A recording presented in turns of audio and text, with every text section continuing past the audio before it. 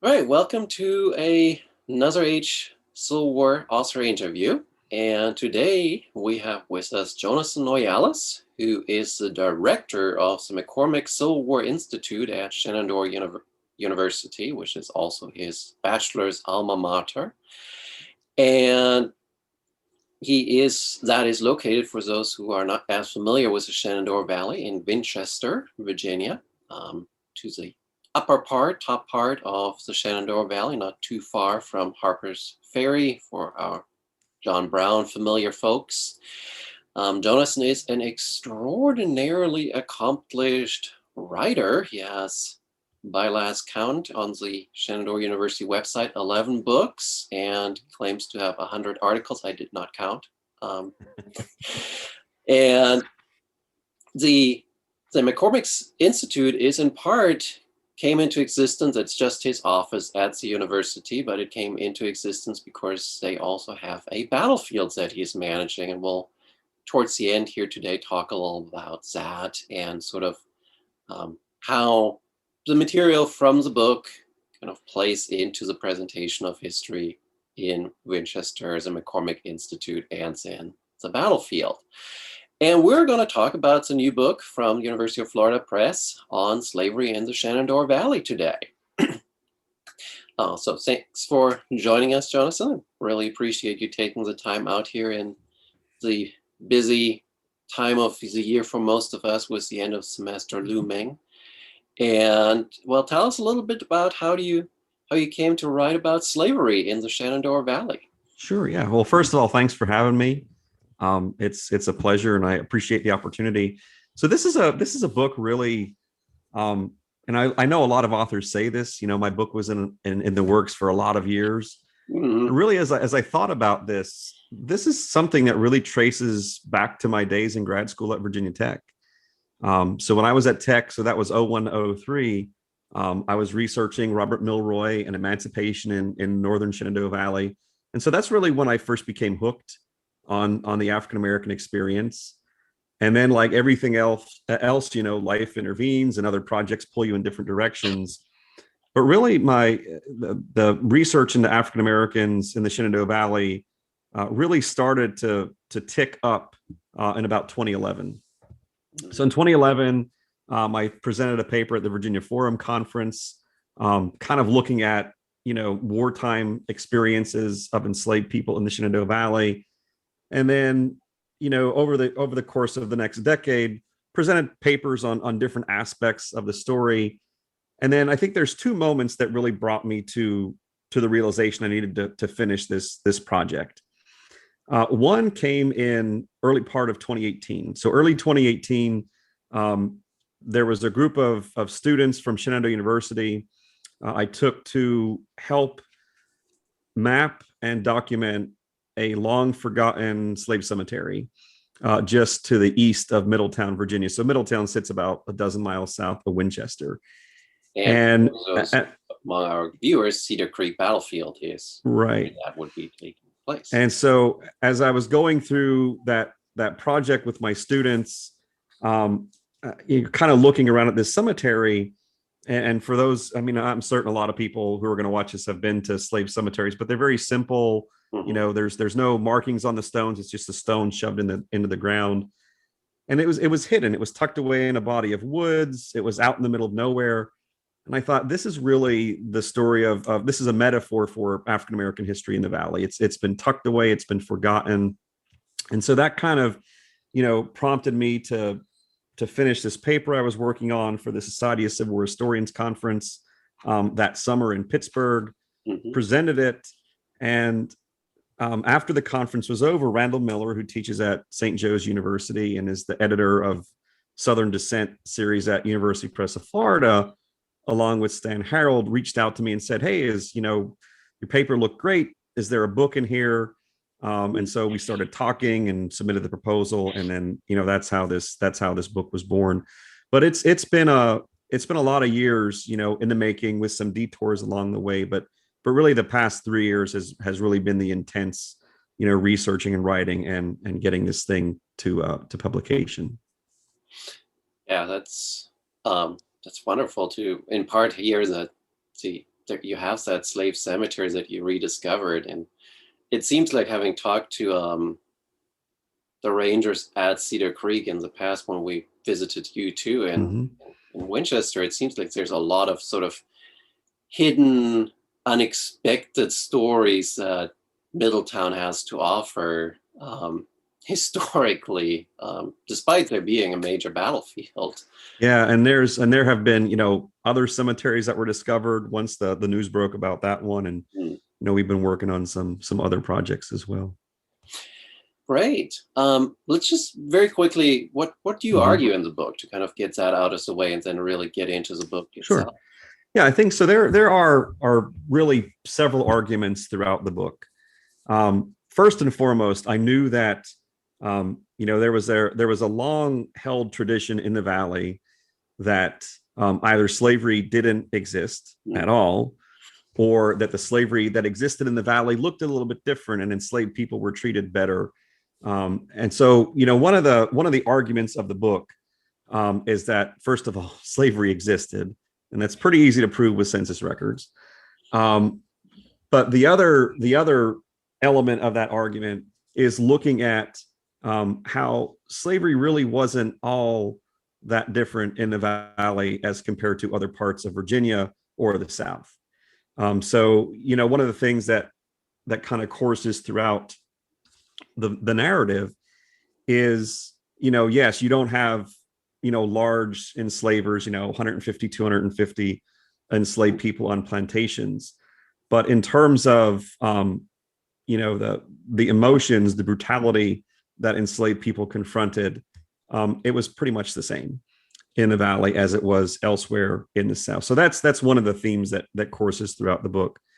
Also, one of the other elements here is that, during the course of the Civil War, the Valley's enslaved people, they were not passive participants. So again, I think there is this perception that, enslaved people were just kind of sitting around and waiting for Union armies to come and liberate them.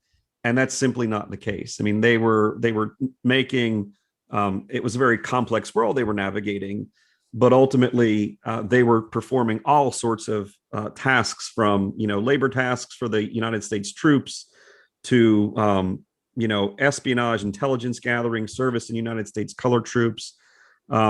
Also, one of the other themes that courses throughout the book is that emancipation doesn't come at one moment. So emancipation, it's very contingent on, proximity to federal forces, and also on, as to whether or not there are Union forces in the area. And emancipation, throughout the course of the Civil War in the Valley, I argue it's in a constant state of flux. So you have, for example, first 6 months of 1863, Robert Milroy's occupation. Enslaved people there are emancipated. They're taking advantage largely of those opportunities, and then Milroy gets defeated, and then it's right back to a status as an enslaved person. So yeah, I mean, it's constantly in a state of flux. So there's a lot of different things that course through it. And the other thing that I would mention, that I argue, is that the Valley's enslaved were extremely pragmatic.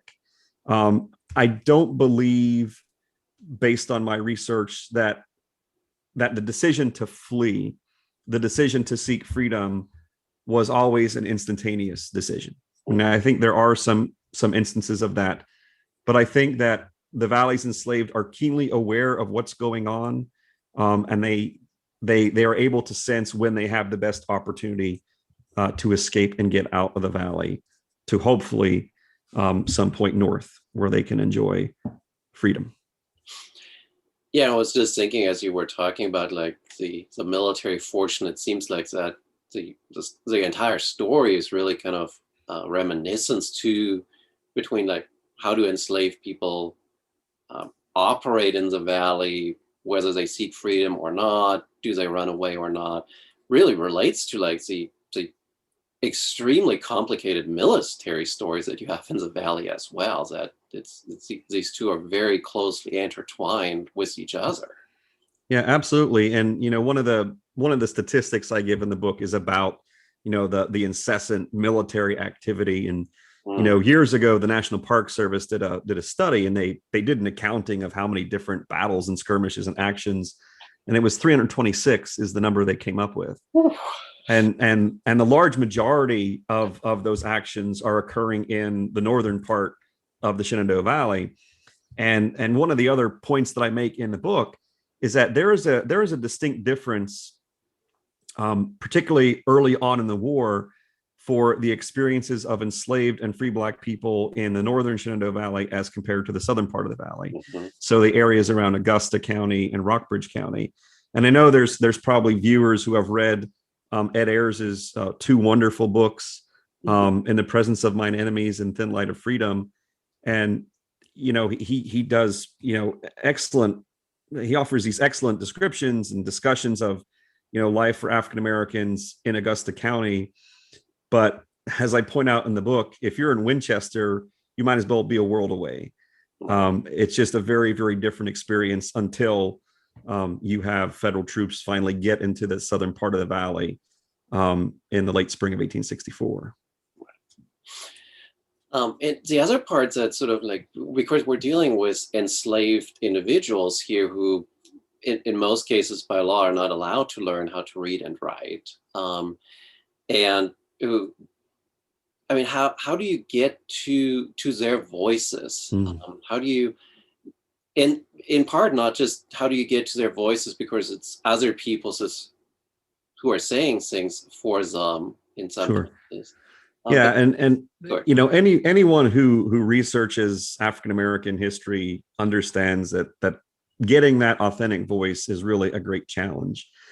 And going into this project, I really was only aware of one slave narrative, and that was Bethany Veeney. So Bethany Veeney was an enslaved woman from Page County, Virginia, but she was out of the valley and free, living in New England by the time the Civil War broke out.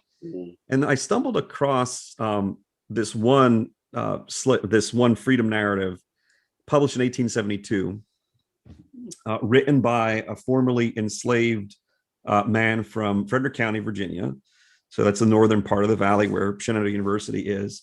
His name was John Quincy Adams.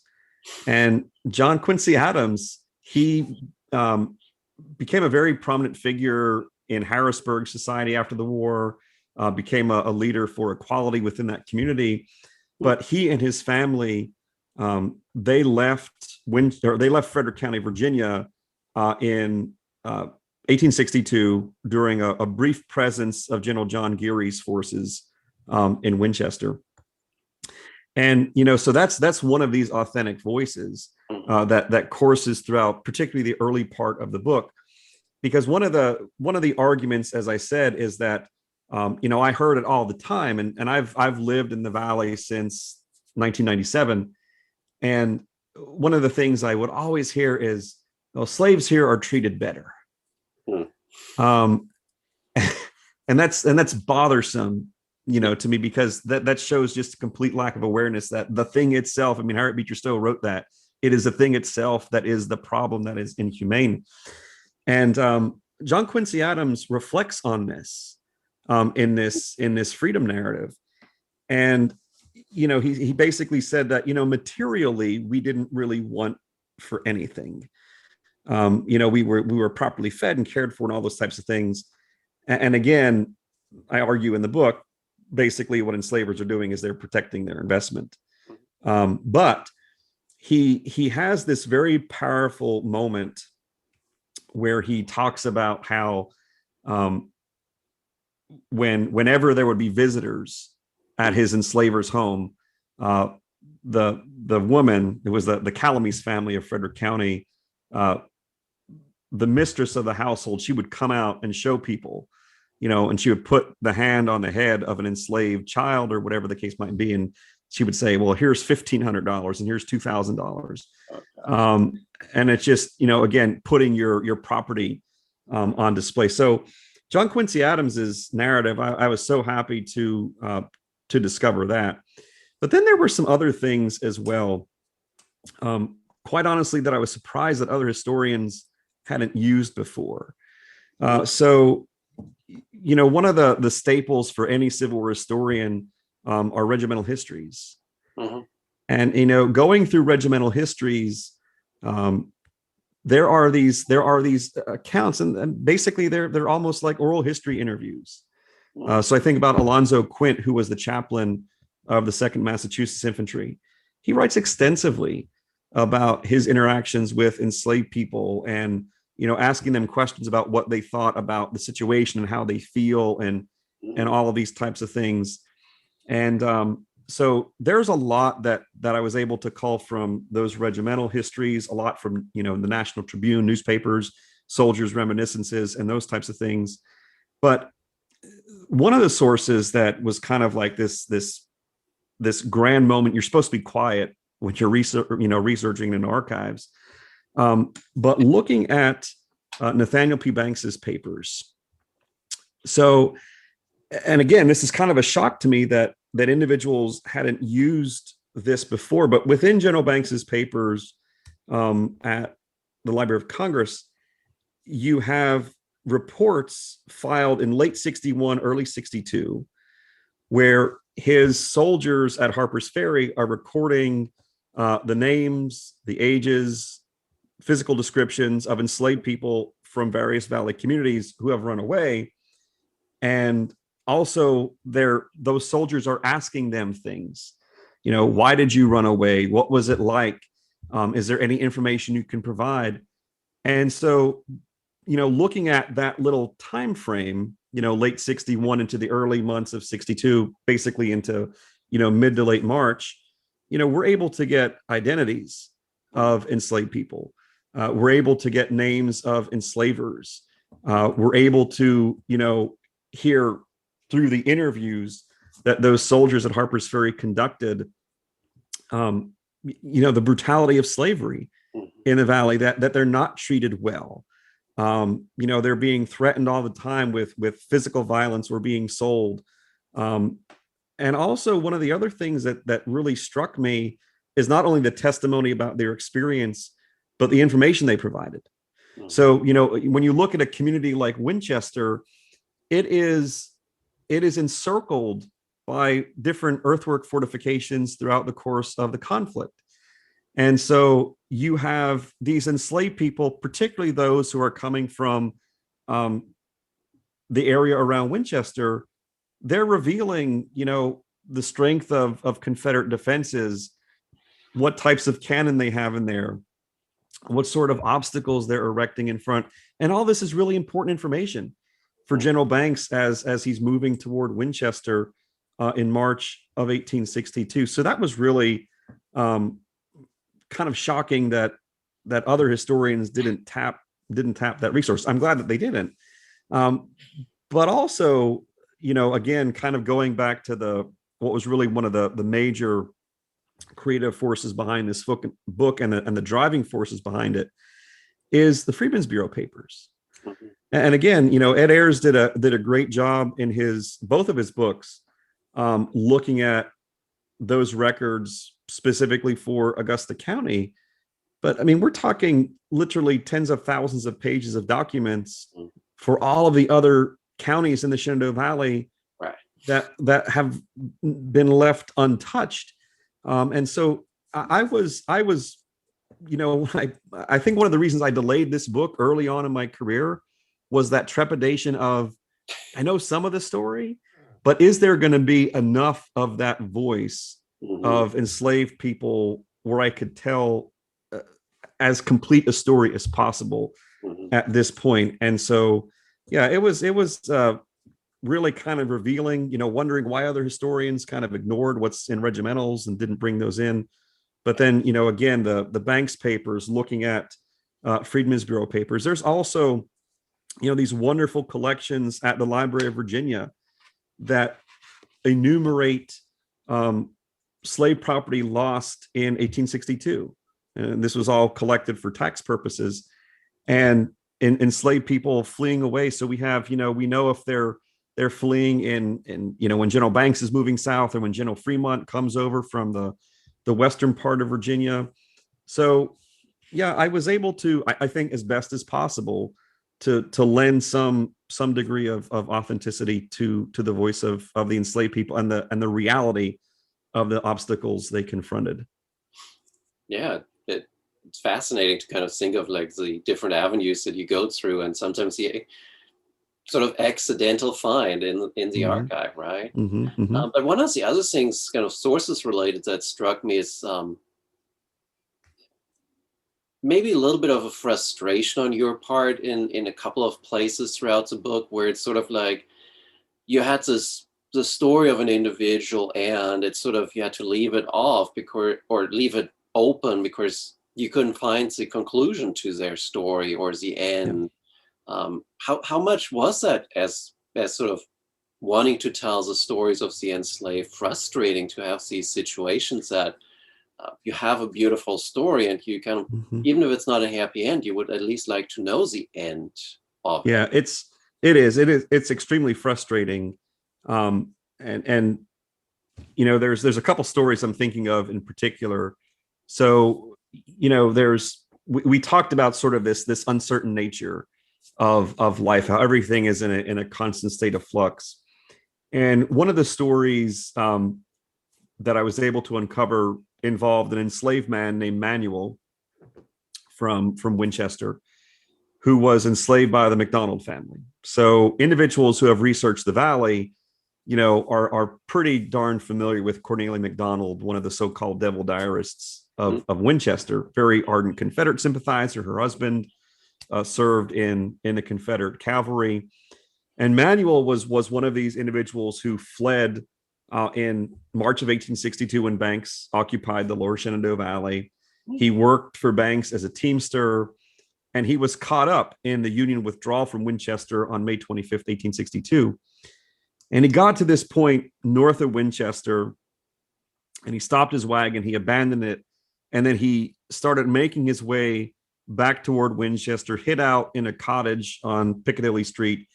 And long story short, Cornelia McDonald found out about this, and she went and met with him and was able to convince him to come back to their home. And, as well as I do, one of the things that advocates of the lost cause will say is that, slaves loved being a slave, and here's evidence. And if you would end the story there, well, yeah, but that's not where the story ends. And this is one of those stories that comes out of McDonald's diary. So she's not holding back with this particular instance. And she said, initially that Manuel was very repentant and said he would never leave again. But lo and behold, he did leave in September of 1862 when General Julius White evacuated the city. And, the reason he came back was because he was thinking about his wife, Catherine, thinking about the children, and what would happen to them. And so, we know that he left, but then there's no way to trace, I don't know if Manuel and Catherine ever made it to a point north. Were they able to achieve what they had longed to achieve? And you see these types of loose ends all the time. But I mean, that's really one of the kind of the great tragedies of writing about enslaved people. It is not easy to track all the time, and they just fall off the map in essence. So yeah, that certainly is a frustrating thing. And also, I think, one of the other frustrating things for me is I talk about in the book slave hiring practices. And again, by the time the Civil War breaks out, you have about 21% of the valley's total population are enslaved. But I know that there are many more enslaved people living and working in the valley than what census records reflect. Right. And when you look at, slave rental practices, I mean, these are transactions that take place on, the 1860s equivalent of a Post-it note. They're scraps of paper. Yeah. And so it's hard to, I think, really gain a sense of just how truly large the enslaved population was in the valley. I mean, we have those baseline numbers from the census records, but I mean, evidence indicates that individuals are bringing in enslaved people from outside of the valley at various points in the year to perform various labor tasks. Yeah.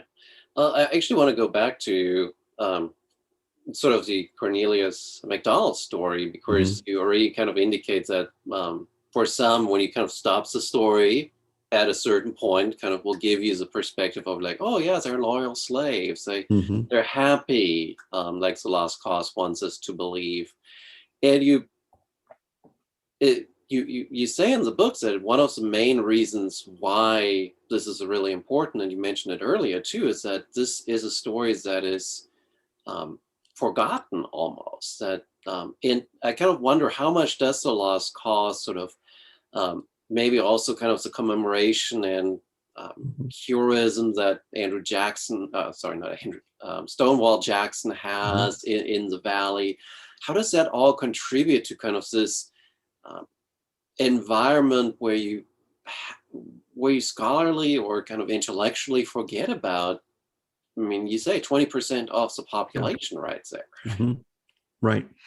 Yeah, it is. And so like everything in history, there's a historiographical story, there's a memory story to everything. And you're right. For the longest time, the focus in the Valley has been on, Jackson, Stonewall Jackson, iconic figure in the Valley, battles and all those types of things. But really, there was this effort. It didn't come quite as quick as Jubal Early and Edward Pollard and the Lost Cause, like right after the war is over, to help explain away slavery and all those types of things. But you do start to see, like Joseph Waddell, who was a resident of Augusta County, Virginia, about 20 years after the war. You know, this is kind of one of the early foundational histories of the Valley, Mm-hmm. at least for the southern part of the Valley, and writing about, again, slaves were treated well here. It wasn't as important here. And then you have other individuals picking that up in the ensuing decades. John Wayland. I mean, John Wayland he was a very prolific author in his day in the early part of the 20th century. And he picked up on this theme. And you have authors like Julia Davis, 1940s. She wrote a book entitled The Shenandoah, about the valley and the river. Mm-hmm. Again, just kind of parroting these claims that Right. there's not a lot of slaves here, and there weren't a lot of slaves here because of the Scots Irish and the German immigrants. And you know nobody really did any sort of critical analysis of things, and they just sort of said, well, hey, Waddell said this, and let's just keep repeating this. And it just creeps into that literature. You look at, you would see things that were published in the 70s and the early 80s. And I pointed out some of these instances in the introduction to the book where, people are writing, well, there were only a few. Well, that means two or three. I mean, there's not two or three slaves living in the valley. Um, so yeah, I think there was this concerted effort among individuals like Waddell to minimize slavery, to clean it up as much as possible, like Lost Cause advocates were doing, and individuals, Wayland, Julia Davis, Laura Virginia Hale, all these individuals who are writing in the 1930s, 40s into the 60s and 70s, they're just parroting this and continuing to promulgate that Lost Cause mentality about slavery in the Valley. Yeah, the importance of actually going back to the original records and be like, okay, what's the reality of things? In Right. part, I kind of, as you were talking, was thinking, because through the McCormick Institute, you're also publishing a journal on the Civil War era in the Shenandoah Valley. And Mm-hmm. just kind of out of curiosity, how are you seeing with like submissions issues where people are trying to continue to propagate the Lost Cause, or is that less of a problem these days? Yeah. So we haven't. There has not been one single submission as of yet. So we're in our fifth year of publication of the journal. Um, I have yet to receive one essay that's really influenced by the Lost Cause. Um, we've actually done, I think a pretty decent job in a very limited amount of time of trying to tease out some of these stories of African American experiences, Mhm. both during the war and after the war. I'm always listening at conferences. If somebody presents a paper, I'm like, hey, do you want to publish that? we had at the Virginia Forum several years ago, Donna Dodenhof um, was on a panel with me about apprenticeship contracts after the war in the Valley and Freedmen's Bureau management of them. And I approached her and said, do you have a publisher for this? Do you have any plans for this? And she didn't. And so she ended up publishing that. It was in volume 3 of the journal. So yeah, we haven't received any of those sort of lost cause inspired essays. And overall, I think the journal's been pretty well received. It's been a kind of an eye-opening experience for some people, because it's geared not only toward academic audiences, but also, trying to get the general public, because as you know as well as I do, historians, we can talk to one another and it's like preaching to the choir. We know this, we're of the same mentality, but if there's really going to be a difference made, you need to reach broader audiences and the public. Yeah, that's very true. As a kind of funny aside on that, I actually mentioned your journal to a rather influential and famous Civil War historian once, and he kind of chuckled a little bit of like, did we really need another one? I kind of was like, yes, we did.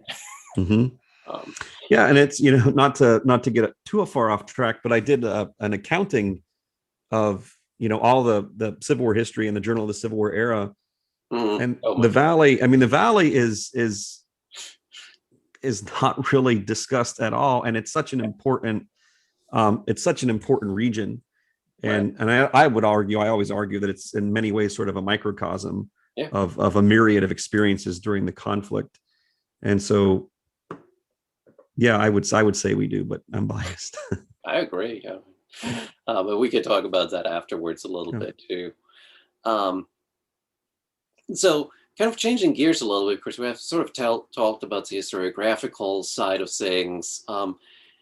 Maybe give us a little bit of a rundown of what was slavery like in the Valley? Because I think for a lot of us, the Valley is sort of like the kind of rolling landscape, kind of the ridges on both sides, sort of the smaller farm environment that is not necessarily like the cash crop environment that we are familiar with other parts of the South or Virginia. So what slavery look like in the Valley?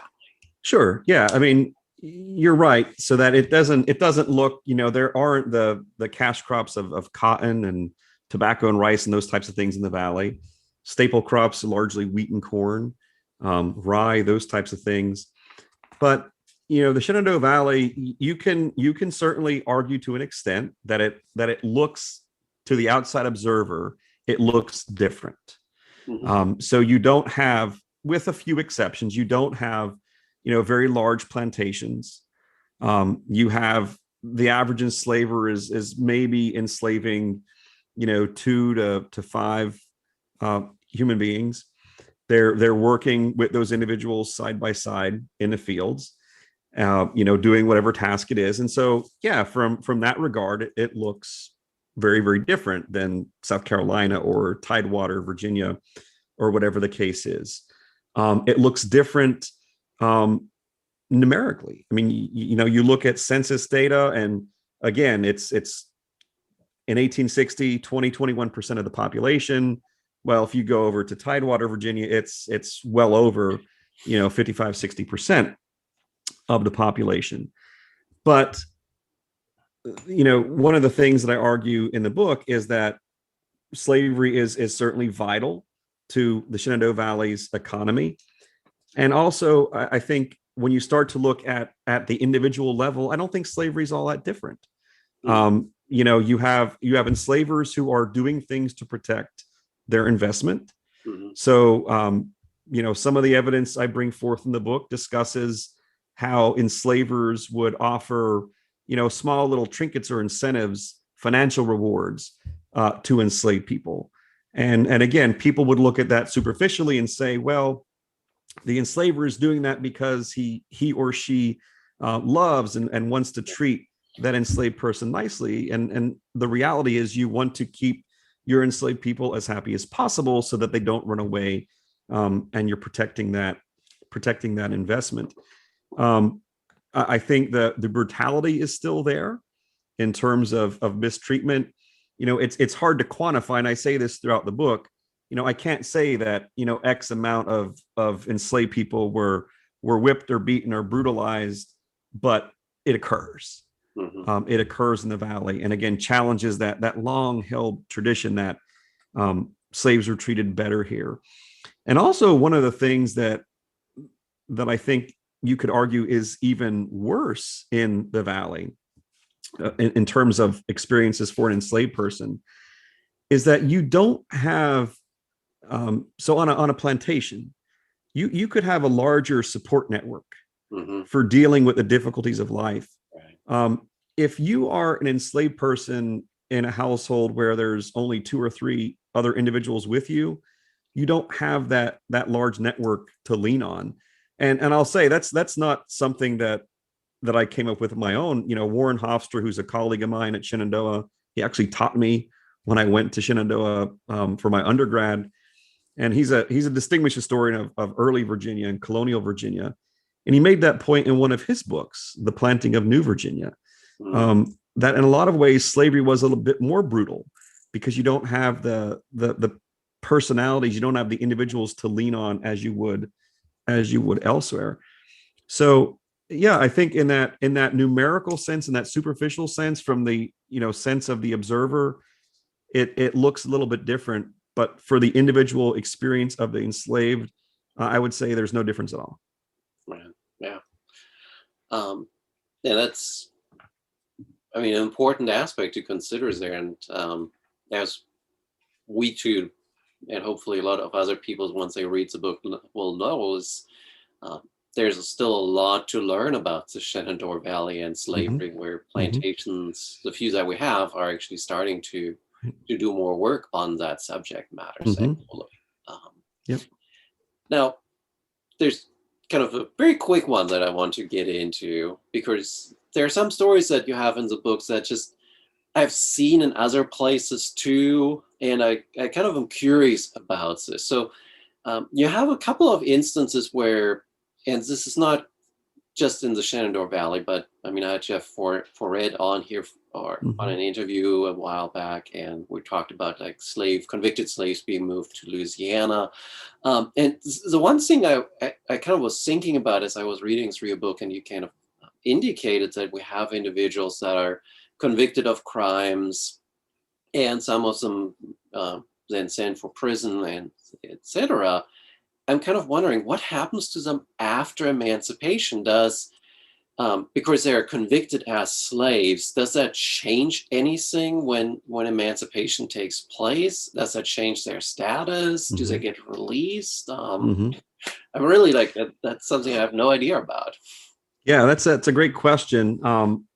And so, again, perhaps let me answer this in a couple of different ways. So I think that, part of the frustration is there are these instances, in the decades prior to the war, where enslaved people are incarcerated for whatever crime it might be, including attempted arson. And we look at the case of Jerry, for instance, in Clark County, Virginia, who was arrested because he purchased matches in Berryville because he wanted to burn things after John Brown's raid on Harper's Ferry. And arson was, rampant, throughout the Valley, as enslaved people were looking for ways to show their support for John Brown's attack. He was actually sentenced for execution, but ultimately there was this appeal made on behalf of some residents of Clark County saying, don't do this. And again, they weren't making this because they loved Jerry. They were asking Governor Letcher of Virginia to stay his execution and just lock him up for the remainder of his life, because they didn't want to draw attention to the fact that enslaved people actually were aware of what Brown was doing. And even though they didn't go to Harper's Ferry, we're still trying to figure out how can we try to undermine slavery where we live. And so, we don't know in that instance what happens to him. So again, this is kind of that frustrating aspect of things here. I would assume, um, you know, certainly by the time Robert Milroy came to the Valley in 1863 and began implementing the Emancipation Proclamation, uh, that he would have been released. I mean, Milroy was a great admirer of John Brown, Mm, but again, it's one of those frustrating things where we just don't know if the jails were opened up, mm, and those types of things. But I will say you have these instances during the war where there are crimes that are committed, mhm. and you have, Union soldiers are trying to figure out how to deal with them. Right. You have instances in the spring of 1861 where there was an attempted insurrection, and I write about this in the book.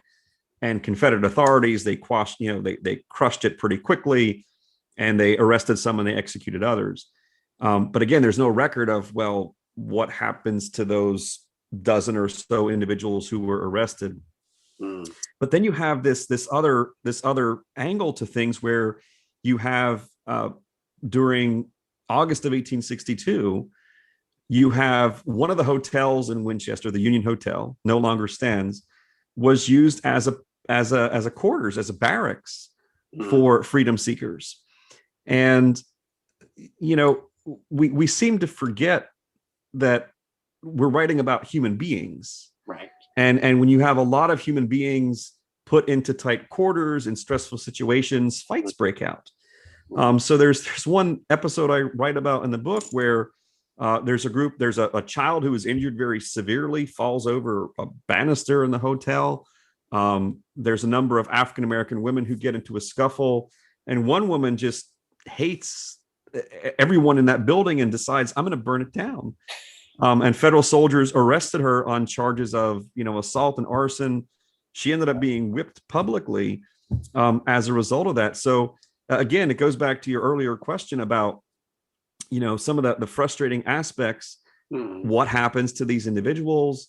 Um, and then, also looking at how Union soldiers have to try to enforce law as well.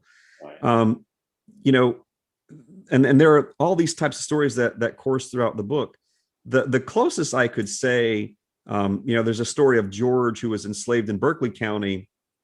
He was actually, locked up by Robert Patterson, Union general, in 1861, when federal soldiers were not yet allowed Right. to bring freedom to individuals. And Patterson locked him up.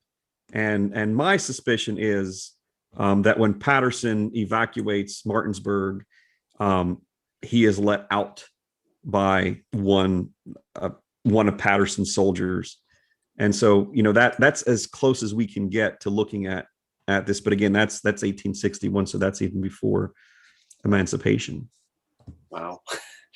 The silences are just frustrating on Yeah. that. But just let's stick with Patterson. I Mm-hmm. know we kind of thought about John Brown, but let's skip ahead to Patterson, Mm-hmm. because I think that's another interesting aspect. Of course, you have Patterson, and you kind of juxtapose Milroy, which you have done a lot of work on because he wrote books on the battles of Right. Winchester, and it's such a stark comparison between these two individuals. One of them has the Emancipation Proclamation that he can enforce. The other one, Patterson, there in the early days of the Valley, he Mm-hmm. doesn't have that. He's sort of following the fugitive slave law. It's Mm-hmm. in kind of established federal laws that exist at this time. How, um, in part, how does that shape sort of the perceptions in the Valley of, do enslaved people walk away and kind of, I'm like, do these guys even know what they're doing here? Are they why are they here for? Are they here for us? Yeah. Yeah, it's a great question. So I think there is this, when the war breaks out, I think you have enslaved people, they sense that in some way this is going to impact them. Mhm. And as I argue early on the book, some individuals say, okay, war started, we're using this as the excuse to flee. Right. And there's a lot of, newspaper evidence, May, early June of 1861, before Patterson even shows up, of enslaved people, making it to Harrisburg and coming in by the dozens every single day. And then you have planned insurrection, that is crushed by Confederates, and some are more pragmatic. But when Patterson came to the Valley, I think when enslaved people in Jefferson County and Berkeley County and Frederick County, the northern reaches of the Valley, they thought, well, this is our moment. The United States soldiers are here. We are going to have such a great opportunity to flee, and we'll have protection, and we'll have a new life. Right. And they were turned away. Mm-hmm. And there are these exchanges. David Hunter Strother, who's from the Valley, he's a Union officer, served throughout most of the war until 1864. He was from Martinsburg. Mm-hmm. And David Hunter Strother records these sort of very weird moments that enslaved people have, where they encounter United States troops and they're saying, well, aren't you here to give us freedom? And they said, well, no, you need to return to your master. Mm-hmm. And so this was very puzzling. Right. And I think this is one of those moments, again, this is all before the first Confiscation Act. And this is one of these moments where it's puzzling for enslaved people, because you have individuals who are thinking, Union soldiers are going to free me. Right. That doesn't happen. What do I do now? Some of them will go back to their enslavers, but there are some who are undaunted, and there are some who believe that if they trade off military information to Patterson, he'll grant them a safe passage. You don't have to do anything, just don't arrest me. And that fellow that I mentioned earlier, George, this was one of these individuals. Mm-hmm. So he knew the risk. He knew that Patterson would either immediately return him to his enslaver or lock him up in jail until he could be returned. But George thought, I have this information about Joe Johnston's forces around Winchester. I'm going to provide that, and in the hopes that Patterson would let me go safely northward. And so George, provided this information, and then Patterson promptly arrested him after doing that. And so it creates a sense of great distrust among enslaved people, because clearly you can't trust Confederates. They're not in this to make you free. And the soldiers who you think are here to help you by Patterson's directive clearly aren't. Yeah. But one of the other interesting things about this is that you have soldiers in Patterson's army who also think this is very bizarre. We shouldn't be doing this. They see the Valley's African Americans as a great resource, either to just arm them now as soldiers, or to at least use them in some capacity to gather information and intelligence about Confederate forces. So you have some, and I write about this in the early chapters of the book, where some of these soldiers in Patterson's command are basically undermining him. And they're defying the orders because they feel it's morally objectionable. Wilder Dwight from the 2nd Massachusetts thinks this is just so very odd.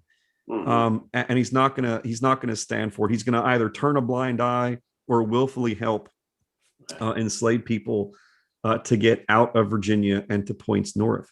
So yeah, this is also, I think, one of those aspects of the Civil War era in the Valley that people had no awareness of at all. Wow. And it's just again a very, very kind of confusing moment for these enslaved people in the Valley. And sort of as a follow-up, because it's still forthcoming, well, probably published by the time this gets published, but I had a chance to talk with James Oakes about his new book on Lincoln, the anti-slavery constitution. And one of the things he mentions in that new book is that there comes this moment in time where we're not yet at the Emancipation Proclamation, where I'm not exactly sure right now where it was chronologically, but obviously there's no help to disloyal masters given for runaway slaves. But even when then a loyal master comes to the US lines and says, hey, my slaves ran away to you guys, can you help me find some? And commanders basically say no.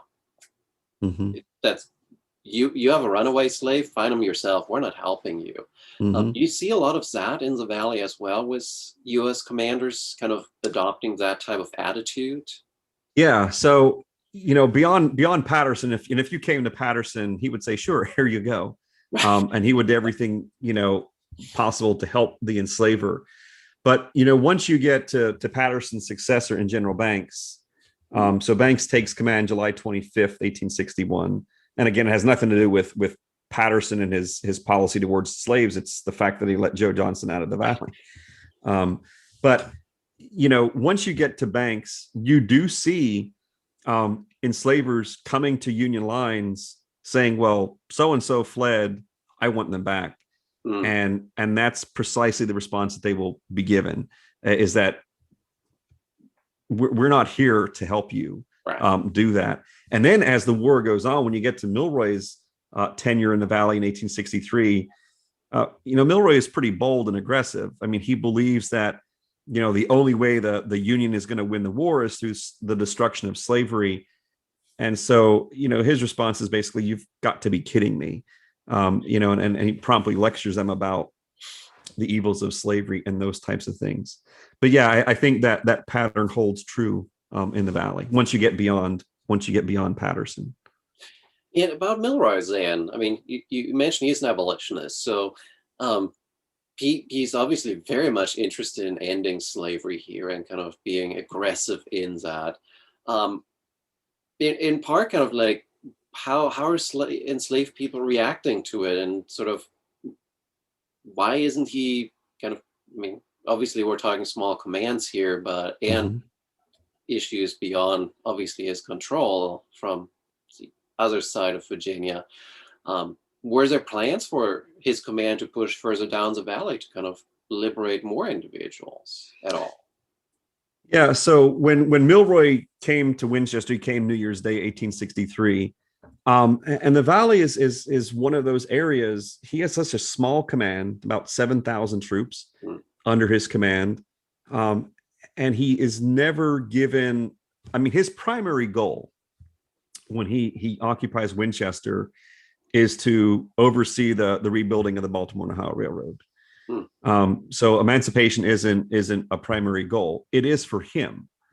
But he is never given the human resources he needs, the soldiers he needs in order to push further south. So, his big imprint on emancipation is going to be, Jefferson, Berkeley, Frederick, Clark, Warren, and a little bit of the northern tier of Shenandoah County. You will see, however, and I bring in some evidence in the book, you will see a trickle of enslaved people from the southern part of the Valley, slowly and methodically making their way. But, that southern part of the Valley, it's largely under Confederate control. And Milroy, again, he's thinking about his military objectives. I've got to hold Winchester. I've got to protect the line of the Baltimore and Ohio Railroad. And without the resources and troops, he's not going to be able to push south. Now, I will say, when Milroy came to the Valley, he wanted very much for emancipated individuals to stay in the Valley. And he writes extensively how he hopes, this is the land of promise for enslaved people, or for emancipated individuals now. And what he finds is some individuals are willing to stay because, again, this is where they're from. They have very strong familial connections to the area. But there are also hundreds and hundreds and hundreds every week who decide, yeah, we've been here for generations, but we realize the constant flux that's here, and they see Milroy as the best opportunity to secure passage north towards living a life in freedom. But again, one of the things that I argue in the book is, even if you leave the Valley, and you have so many individuals from the Valley who are settling in southern Pennsylvania, the areas around Chambersburg and the like, Adams County, Pennsylvania, and they get there and they think they're secure, and then Lee's army comes in the summer of 1863, and you have even individuals who fled with Banks made it to southern Pennsylvania who were recaptured. So they're living there for almost a year, enjoying freedom and liberty, and then it's just in an instant snatched away by the Army of Northern Virginia. That's actually a great lead over, because I was later on going to ask you about the kidnapping of free people of color. And I know Hillary Green has done some work on the Southern Pennsylvania communities and kind of how you have sort of the kidnapping by Robert E. Lee's army during the Gettysburg campaign, and sort of how these communities have forgotten about it. How much is that an issue? I mean, obviously it's an issue in Southern Pennsylvania of Shenandoah, Sure. formerly enslaved, but how much is that an issue also in the valley itself with, say, free people of colors that get kidnapped and enslaved? Or um, I mean, this is sort Yeah. of goes to the heart of, like, is the Confederate Army as Confederate soldier fighting for slavery, right? Right. Yeah. So you do have, I mean, aside from what happens during the Gettysburg campaign in Southern Pennsylvania, there are numerous instances that I write about in the book where you have, for instance, when Jackson's army evacuates Winchester and starts moving south towards Strasburg and then Newmarket, he is not only arresting Unionists, white Unionists, he's also arresting free blacks and impressing them into the service of the Confederacy. And again, Confederates don't care if you have a piece of paper that says you're free. They're judging you based on the color of your skin. And so there are these instances of free black individuals who are being arrested, impressed. And we know this because as part of that testimony I mentioned earlier, interviews with General Banks's soldiers, they're making it to Winchester and they're saying, hey, we're from Strasburg or we're from Woodstock. And, we were captured by Jackson's men and we're coming to your protection. You have other free black individuals. There's one fellow from Shenandoah County. His name was James Sestro. He wasn't captured by Confederates, but he feared that he would be. So even as a free black person, he felt that it was very unsafe for him to remain in his home in Strasburg, and so he fled north to Banks's lines. You have other individuals, and to me, what I think is one of the most powerful stories in the book involves a free black man from Stephen City, Virginia. It was known as Newtown during the time of the war. His name was Lee Jenkins. And so Lee Jenkins, free black, free all of his life, he felt unsafe by early part of 1863. And so he sought protection with Milroy's command. And he offered his services as a detective for Milroy. So Milroy had this really pretty elaborate, I would say, intelligence espionage network, and Lee Jenkins worked as part of this. And then you get to that moment in June of 1863 where Milroy is defeated at the Second Battle, and you have all sorts of chaos erupting north of Winchester, and African Americans are fleeing. They're getting out, and some of them are captured. Among those who was captured is Lee Jenkins. And again, he's free. I mean, technically, they're all free by the Emancipation Proclamation at this point. And but again, Confederates don't care. This is an African American man. We're going to try to exploit his labor and ultimately try to send him to Richmond, where he would work on the construction of fortifications there. And about a week after the Second Battle of Winchester, he's being marched in this column of several hundred people, and he's thinking about, I was born free, I've lived free, but I know I'm headed for slavery. I don't want this.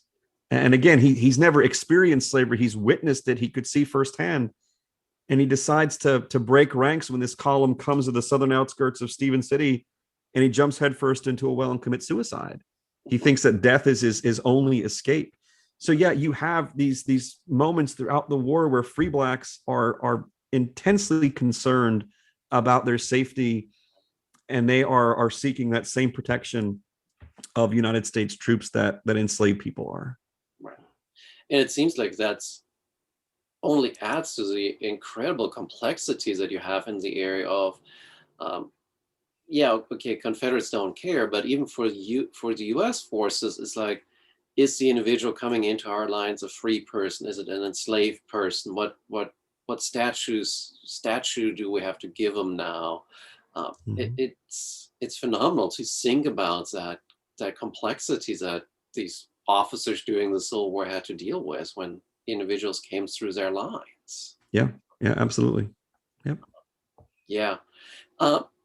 Now, the other part that is kind of related to all of this And it's sort of an issue that, I mean, it's in all wars really, is that we have to think about. I think, like, when we're preparing the withdrawal from Iraq or from Afghanistan right now, and I Mhm. mean, there it's an issue too, with as an occupational force. I mean, that's really what the U.S. Army there in the Mhm. Valley is. How do you develop trust in people? What actions do you take or not take to Mhm. convince, especially here the enslaved people, that you are a reliable um, ally? Yeah, it's another great question, and certainly, you have this wanting to trust in 1861 with Patterson, that damages it tremendously, Right. and then you get General Banks, who has the weight of the First Confiscation Act behind him, and he's doing everything he can to, um, welcome, to employ runaway slaves if they want passage north. Generals like Banks and Milroy, Gary are going to offer that. Right. So if you're providing that protection, if you are providing that assistance, if you're giving options, that certainly is going to create that level of trust. But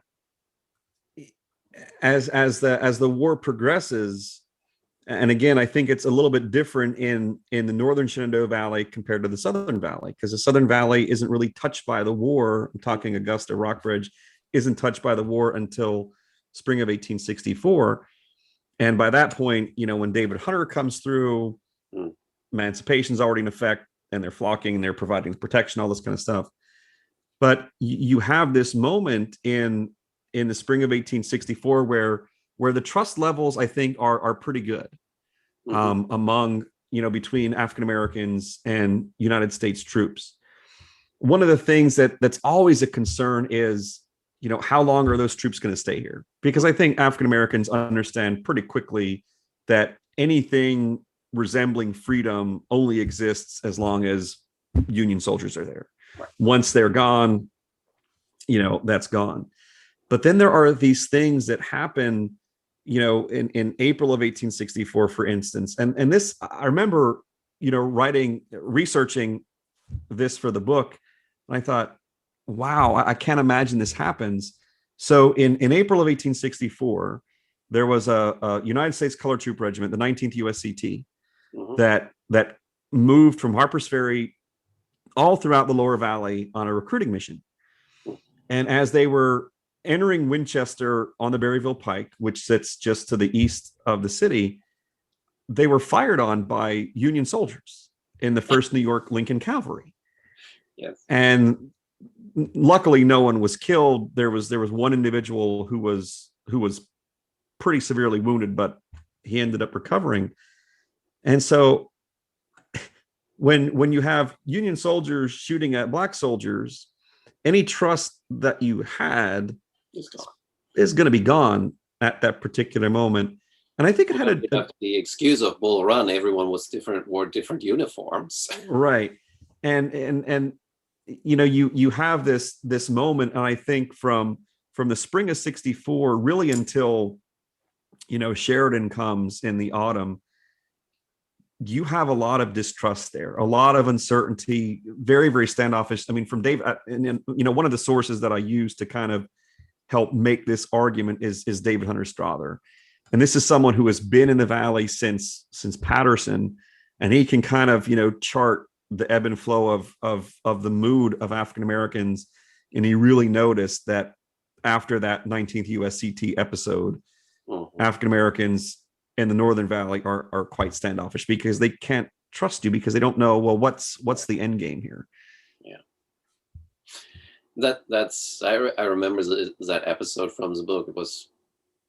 It was not just that you had the kind of distrust that follows, but also a lot of controversy between the armies that follows afterwards, and Correct. as a result. Yeah. I'm glad you bring up the USCT as sort of a recruiting in the Valley. Mm-hmm, mm-hmm. Um, how do African Americans react when military service becomes possible? I mean, you mentioned that they sometimes get employed as sort of teamsters, Right. etc., as spies, but now Mm-hmm. military service proper is available to them. And units are actually seeking them as soldiers. How is they Mhm. reacting to that? Yeah, so for that 19th USCT recruiting mission, there were only 2 recruits throughout the entire northern Shenandoah Valley, and it's interesting because you look at that episode, and then you look at how white Union soldiers reacted to this, Mm-hmm. and again, there was no, I mean, there's still, I think, a fair amount of Union soldiers, white Union soldiers, who don't want this to be a war for emancipation, Mm-hmm. and they see the reluctance of these individuals to enlist in the 19th USCT as a lack of being willing to take an active role in this war, and this war that's going to destroy slavery. And I think if you look at it in that moment, April of 1864, I understand why soldiers reacted as they did. But Mm-hmm. again, when you look at it in its totality, I mean, there's at least 600 African Americans from the Valley who serve in United States colored troop regiments. So there's a fair amount who enlist prior to April of 1864, and there's some who enlist after that recruiting mission. But again, when you're making that decision to enlist, it's not always an easy one. And it just as it wasn't an easy one for an enslaved person to say, okay, I want to be free now, I'm going to leave. There's a lot of considerations that go into it. So you think about that 19th USCT episode in the spring of 1864. So there are pieces of evidence that say family members were hiding, female African Americans were hiding male African Americans because they did not want them to be taken away. Right. And it wasn't that they didn't want to take an active role, but they're thinking, well, how are white soldiers going to treat my husband, my uncle, my brother, my son, whatever the case might be? So that's a consideration. And then there's all of those other considerations that I think every African American has to make. Well, what happens to my family, my wife, my kids when I leave and go off to war? And for some of them, one of the individuals I write about in the book, Edward Hall, who was enslaved in Winchester, enlisted in the 30th United States Colored Troops, he left behind his wife, left behind a child, and ultimately he fought with the 30th UCT at the Crater. He fought at multiple assaults on Fort Fisher, survived the war, came back to Winchester, but he has to be thinking about, well, how does this impact my family? And then there's also those other considerations about, well, what happens if I'm captured? Because I think African Americans are certainly aware of Jefferson Davis's response to the Emancipation Proclamation about, if you are captured in a Union uniform, you're going to be put to death. So there's all these considerations that African Americans have to make, which I think makes it all the more remarkable that you have hundreds and hundreds and hundreds making that decision to enlist in USCT regiments. So again, I know some white Union soldiers wanted to judge the willingness of African Americans based on that 19th USCT recruiting mission, but the broader body of evidence just bears out that African Americans in the Valley were committed to being, again, active participants in this conflict.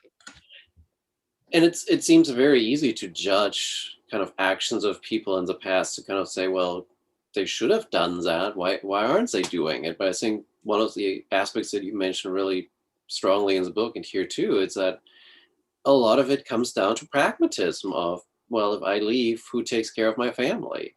If I leave, what happens if I get captured, if I enlist in the army?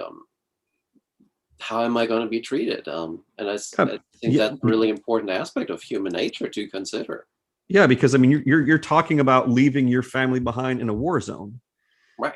So by the spring of 1864, African Americans understand the pattern in the Valley. It's back and forth and back and forth. Right. It's very different if you're a white soldier from New Hampshire.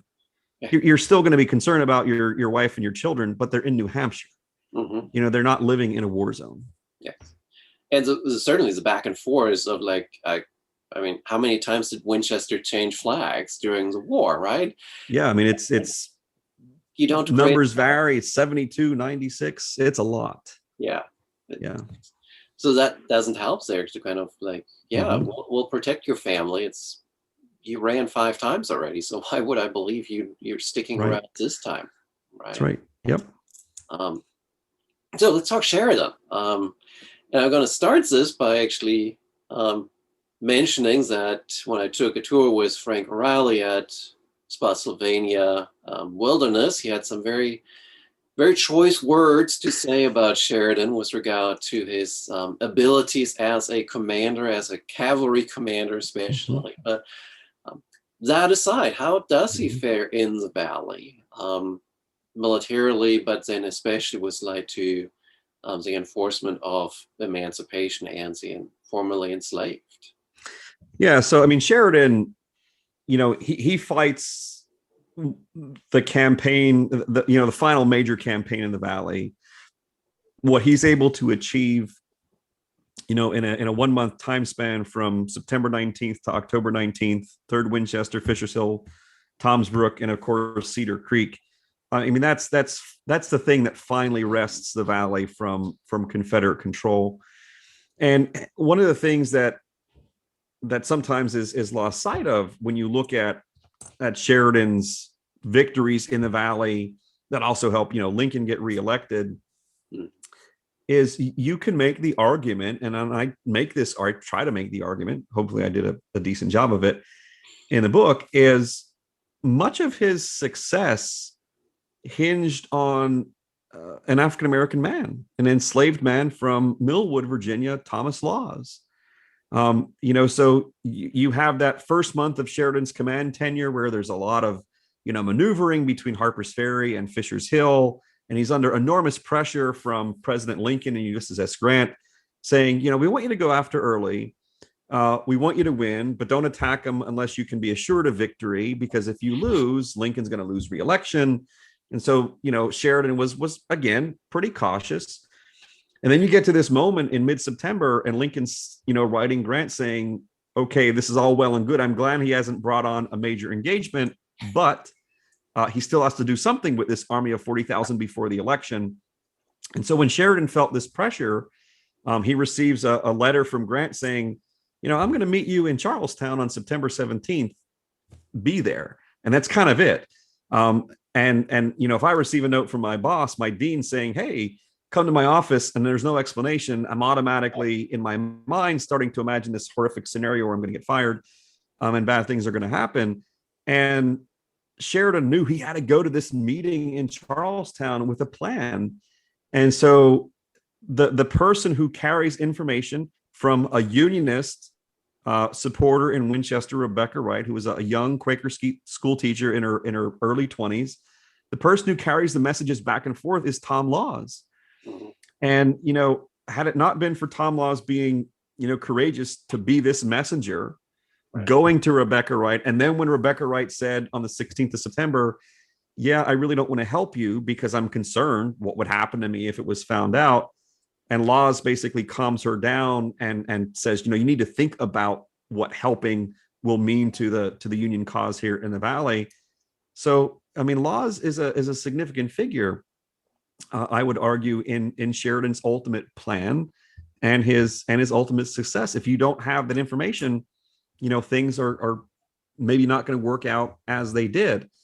With that being said, as Sheridan moved throughout the Valley, he did offer refuge to African Americans who sought protection with the Federal Army. There's a number of his soldiers who write about this. But one of the things that Sheridan does not do is he does not encourage his soldiers to protect the property of African Americans. Mm. And so there are these instances through Southern Claims Commission records. It's borne out where you have Sheridan soldiers are taking things Mm. from free black families or individuals who are once enslaved, and they're saying, well, tough luck, we need them. Right. And these are people who don't have a great deal to begin with, and soldiers are just taking them because they can. Mm. And there's no evidence that Sheridan intervened here on their behalf. And so I don't see, with other generals who come prior to Sheridan, I don't see that same sort of attitude. I mean, Sheridan, I think, comes across as very nonchalant. We're going to protect them, but ultimately, if they have chickens or whatever and you want them, just go and take them. Wow. That is pretty sad to think about. Yeah. As a situation. Now, very briefly, as sort of we talked earlier about slaves that get convicted and what happens to them after emancipation. One other after emancipation episodes that I was curious about that you mentioned early on in the book was the slave from Maryland, which is rented out in Virginia into Virginia and works in the Shenandoah Valley. And this is sort of like this is, I think, the perfect conundrum for the Emancipation Proclamation, right? It's like the Virginia, the valley is in rebellion, but the slave itself is owned by somebody in Maryland, which is loyal and wouldn't fall under the Emancipation Proclamation. Not sure if you have the answer, but how does this work? Yeah, that's another great question. So it's not clear cut. So the story I think you're referencing involves a fellow named Shipley, who was again from a Maryland enslaver rented to the Walls family in Stevens City, and he flees in the spring of '62 to General Banks. He uses federal soldiers to come and claim his wife, and they get out. They go to Baltimore. And the ultimate plan is to get north. The wife ends up getting sick when she's in Baltimore and she dies. But again, this is one of those things where we don't know what happens to Shipley. So we have this story, they're getting out of the valley. Okay. But, as you noted, they're going to a place where emancipation doesn't apply. Yeah. And so it would be a very interesting legal case, I suppose, if to look at that and say, well, ultimately is he based on all the rules that are in place at the time? Right. Is he entitled to his freedom? And again, what happened to him? We can't say for certain. His wife, again, as I said, sadly she died. But these are these types of very, very complex questions of, he is, and this is happening in '62. So under that, and this is still first Confiscation Act time, second hasn't gone into effect yet, which might give a little bit more clarity to things, because the Walls were Confederate supporters and sympathizers. But yeah, I mean, these are the questions that I think there still needs to be some clarity and answers to. And I think and I know you certainly believe this, and when historians write a book, we want to contribute to the discussion, but hopefully also entice people to research some of these things. I know that you did one of these with Ken No and his terrific book, The Howling Storm.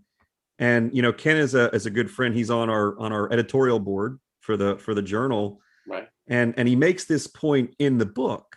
Yes. And I think he made this point during the interview that he doesn't see this as, even though it's a doorstopper of a book, he doesn't see it as the final word on this, but rather something that's going to encourage additional scholarship and research. And so this would certainly be one of those things. How do federal authorities deal with? So I mean, if Shipley, he is owned by a Maryland slaveholder, if that Maryland slaveholder found out that Shipley was back in Maryland, does he make a run to try to get him back? Right. And it would be interesting to look at those legal questions. Right. Well, hopefully, maybe somebody who does genealogy reads your book and maybe finds one or two answers. That, I mean, say, having been in a different archive, all of a sudden, obscure items they can locate. Yeah, that's always the hope, right? That our scholarship in some form or another adds to a conversation, and answers follow up. I mean, that's always the best we can hope for. Yeah. So that's kind of slowly drawing to a close here.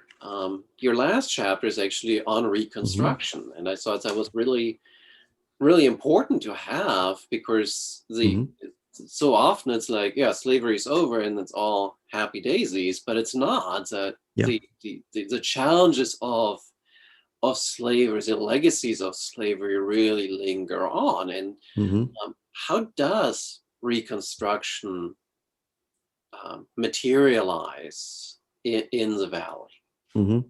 Yeah. So let me just say real quickly, that last chapter of the book is the reason the book exists, Oh, because that was the paper I presented at SCWH back in 2010 that Randall Miller heard.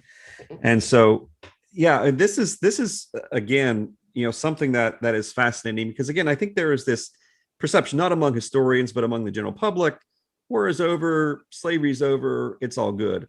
And as I argue in the book, when the Civil War's guns fell silent, I think there was this sense of collective relief among African Americans in the Valley that the war is over.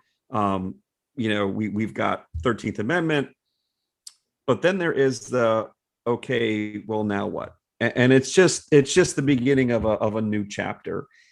And one of the points I make in that chapter, first and foremost, is that I think life for African Americans, even though you don't have to navigate this, I'm in Union territory, I'm in Confederate territory, I'm in a no man's land. mhm, I would argue that life is even much more difficult after the war mhm, for some African Americans than it was during the conflict, because you have um, there's testimony that's given to the Joint Committee on Reconstruction, and you have a number of individuals from the Valley giving testimony. And one of the fellows I mentioned in the book was Watkins James.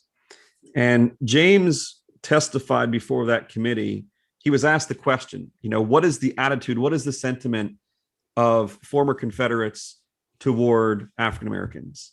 mhm. And he said that there was greater hatred toward African Americans in the Valley now after the war than there was during or prior to the conflict.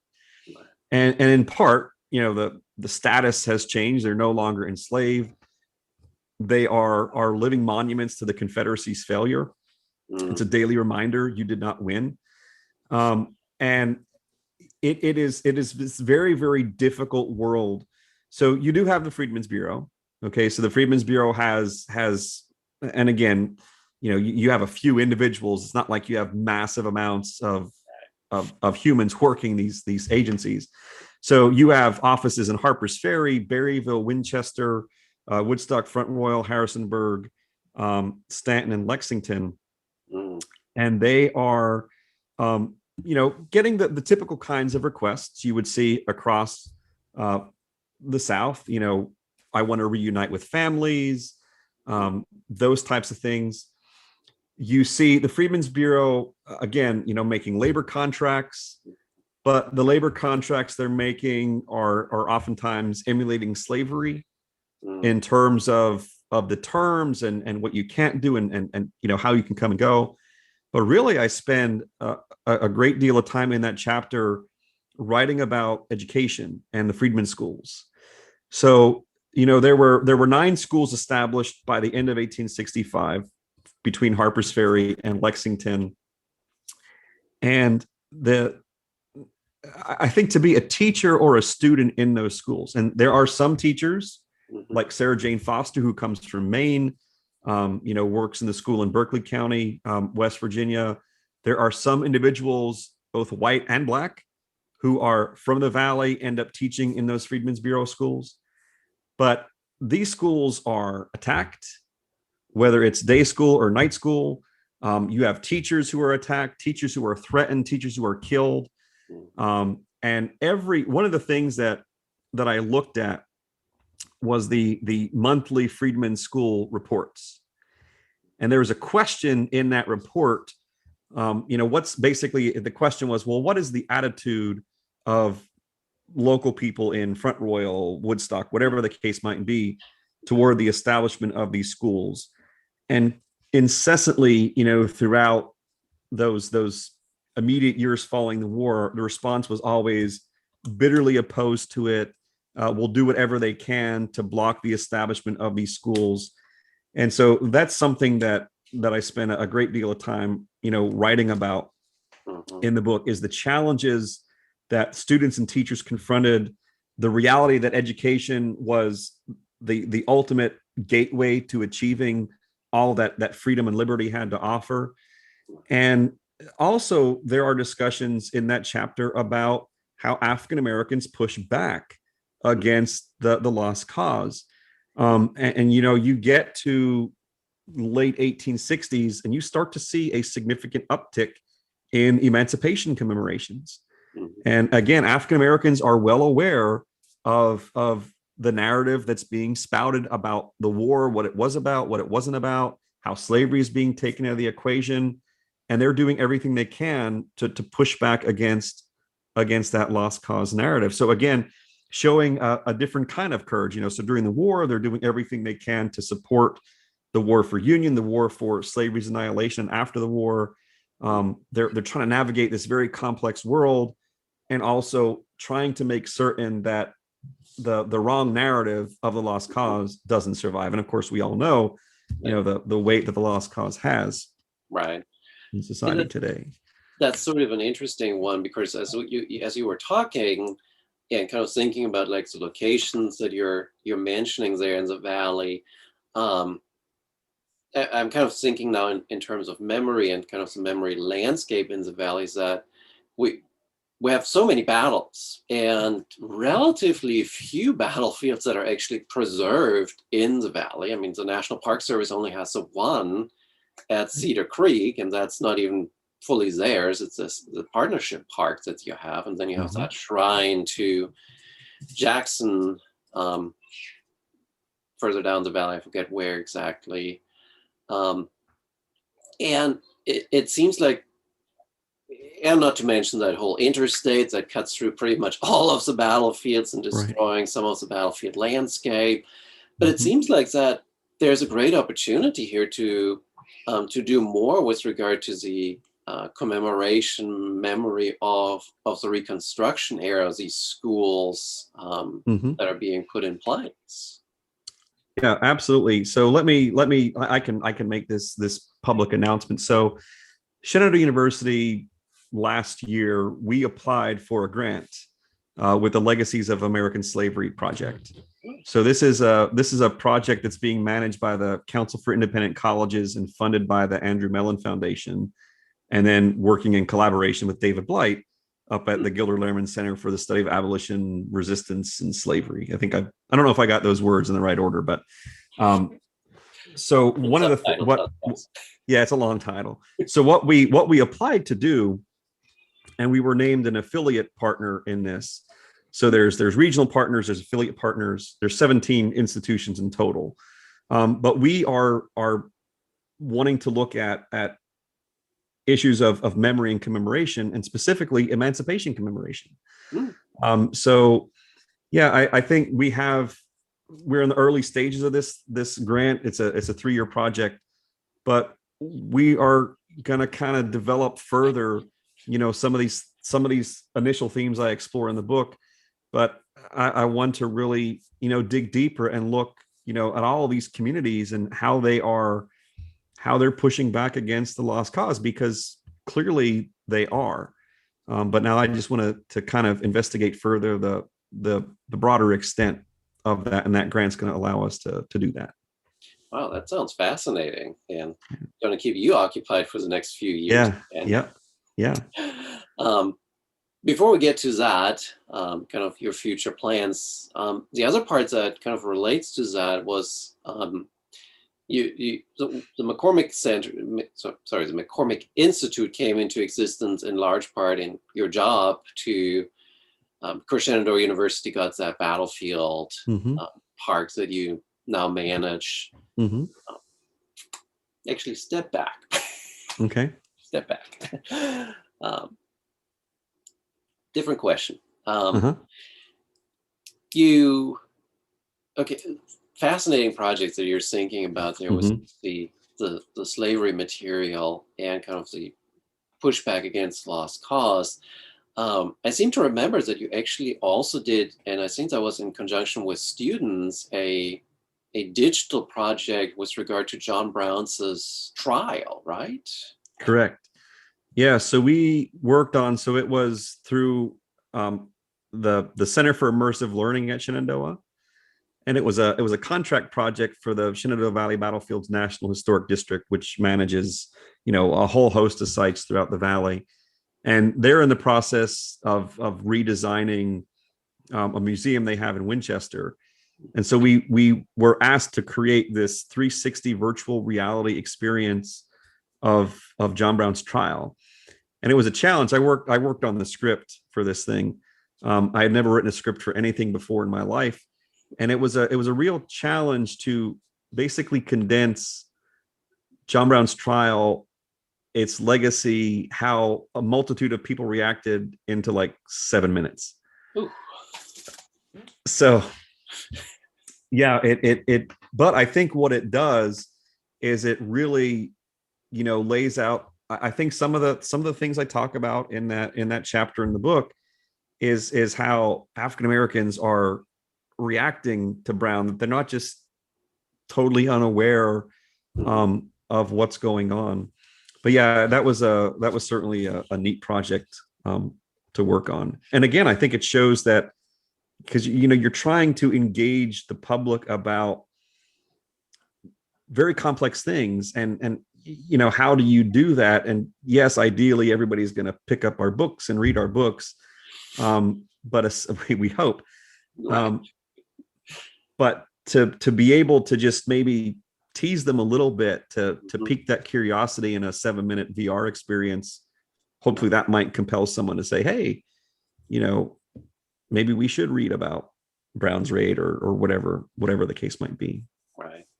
That sounds like a fascinating item that you were dealing with too there. And now the McCormick Institute, your office as the Institute's centerpiece, you also have that battlefield that you had donated, that kind of sprung this into existence all, and gave you kind of the opportunity to do all this work with Shenandoah University.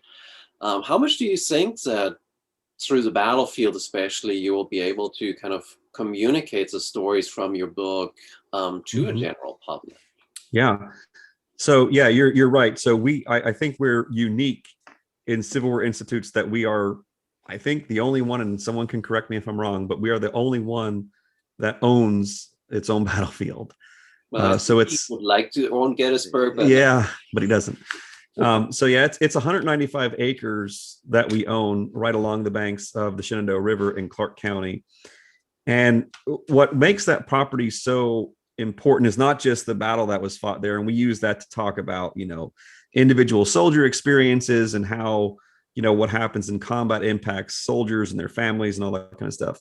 But that was once part of an 1,100-acre plantation that was owned by Judge Richard Parker. So we have connections to Judge Parker, who presided over John Brown's trial. We have a connection to a substantial plantation in the Shenandoah Valley. So one of the challenges that we confront is always, again, human resources. And I know people like to think, institutes have this massive payroll, and essentially it's me as the director, and a work study student, and students who I can contract out with to do different work. So I'm actually meeting with my students out at Cool Spring next week, to kind of wrap up a semester-long research project that was funded by one of our members of the university's board of trustees, Diane Kearns. And it's to really start digging into the history of enslavement at the property, and also looking at the reactions of enslaved people there and in neighboring areas in Clark County to John Brown's raid. Because, as I note in the book, there's threats of arson, there's arson that occurs. Judge Parker writes about arson that occurs on his property. And so I'm hoping to use that for, individuals who come out to that site, to not only learn about the Battle of Cool Spring and, everything that fight entails, but also to start helping people understand, the broader reactions throughout the valley to what happened at Harper's Ferry. because I mean, you know, if you go to Harpers Ferry National Park, I think you get a really good sense of what happened there and the ripple effects throughout the nation. But this is something that, again, it's so very close Mm-hmm. to what, you know, happened at Harpers Ferry. And so we are going to begin, you know, moving forward with this project. And my students have uncovered, you know, some really interesting things. And what we always have to get creative with is, you know, how do we make that available to the public? Mm-hmm. Because we don't have, you know, paid staff out there 7 days a week around the clock. And so one of the things that we've played around with a little bit is augmented reality through an app. So we have an app now at Cool Spring that does 360 augmented reality video and also GPS enabled audio. So you're walking around and voices come on about various, and they're all based on primary accounts. But again, kind of looking at that soldier experience. But now we're looking to add these stories of enslaved people to that app, which you can download for free on the Apple Store or Google Play. Wow. Yeah, Blown away there with. So we're keeping busy. Yeah, and not just busy, but also the technology you're using for this. That's insane. Well, I'm almost afraid to ask then of like, what are your future plans? Because it seems like the list is just endless. Yeah. So yeah, we have, you know, obviously we'll always have the journal and our conferences and programs and those types of things. But the Legacies of Slavery Project, you know, expanding our interpretation out at Cool Spring, that's priority one for me. And then in terms of, you know, I've had my one colleague asked me the other day, Dr. Hofstra, you know, he said, well, what's your next project? You know, this book's not even been out for a month yet. Right. But I have become increasingly interested. Where I live in Berkeley County was a very, very strong unionist community in Martinsburg. And I think my research is going to take me in that direction, really looking at unionists in the Valley and how they pushed back and resisted the Confederacy. Yeah, but that's definitely a topic that needs, in general, a lot more work. Yeah. I remember when I was teaching the Civil War class, and I kind of wanted to do like something on the Free State of Winston in Alabama, and it's like there's hardly anything written about it. So yeah, we definitely need more works on unionists in the South. So yeah, I'm looking forward to that eventually. All right. Well, I appreciate you taking the time to talk to us today, and best of luck with all those many projects. That sounds. We'll have Thanks so much. On the McCormick Institute show a little bit over the next few years. All right. Sounds good. Thanks so much, Niels. Thank you.